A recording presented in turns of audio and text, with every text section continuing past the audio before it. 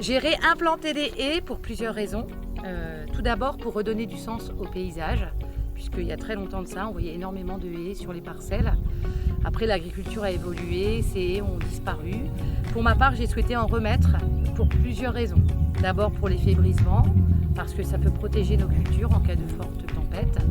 D'autre part, c'est aussi pour prévenir de l'érosion des sols potentiellement. Enfin, c'est aussi et surtout pour accueillir une biodiversité naturelle qui peut par exemple être certains oiseaux qui vont manger des insectes qui sont confus. Ensuite, c'est préparer l'avenir, c'est le réfléchir pour la transmission de l'exploitation. Voilà, c'est espérer demain, avec tous ces facteurs-là, pouvoir avoir des moyens de produire qui soient encore meilleurs que ceux que l'on connaît aujourd'hui. C'est aussi anticiper et accepter le changement climatique de demain. Nous connaissons déjà de forts épisodes de pluie ou de vent et c'est vrai que nos cultures sont parfois mises à mal et ce sont sans doute des moyens qui vont nous aider à long terme à pouvoir protéger en quelque sorte au moins les abords de nos parcelles. Alors les avantages pour mon exploitation d'avoir une haie sont d'une part, soyons honnêtes, de répondre aux critères de la PAC par rapport aux éco-régimes et à tout ce qui est environnement. On répond pleinement à ce qui nous est demandé. D'autre part, l'avantage d'une haie, c'est que ça délimite les parcelles. Les avantages sont aussi, entre guillemets, resituer nos parcelles dans un contexte qui fait qu'on est plus accepté aussi par la population. Parce que voilà, les gens remarquent nos parcelles, nous félicitent d'ailleurs de l'avoir fait. Donc ça, ce sont des points positifs.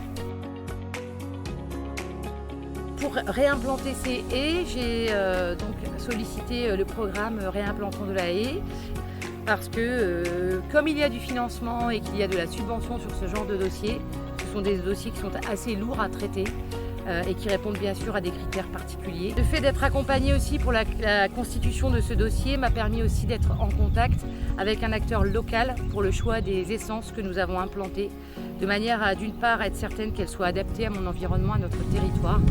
Je sais qu'elles sont cultivées pas très loin de chez moi et ce sont d'ailleurs eux qui sont venus faire les travaux d'implantation de manière à ce que ce soit fait en bonne et due forme.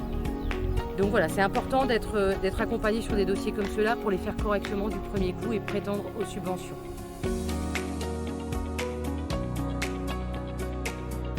Les conseils que je pourrais apporter pour les personnes qui souhaitent éventuellement réimplanter des haies sur leurs exploitations sont nombreux, notamment déjà bien réfléchir à l'emplacement de la haie sur la parcelle.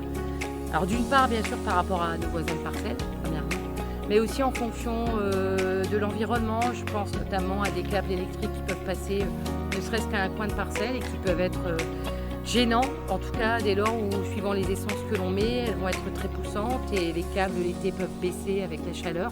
Donc il peut y avoir de la conduction qui se fait. Un fait très important et que je tiens à exprimer, c'est le choix des espèces. Parce qu'il faut mettre des espèces de notre territoire pour qu'on ait aussi les animaux, les oiseaux du territoire qui puissent venir s'y loger. Il faut que ça ait du sens, encore une fois.